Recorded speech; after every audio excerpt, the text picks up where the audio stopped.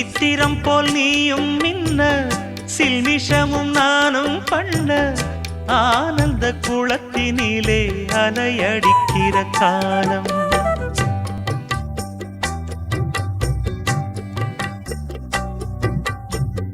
கண்ணிரண்டும் பூத்து கிடந்தேன் கட்டில் வர காத்து கிடந்தேன்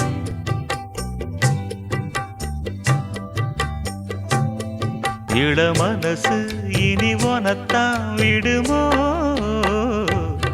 நடு சாமத்தில சாமந்திப்பூ ஆள சத்துது என் நெஞ்ச உசுப்புது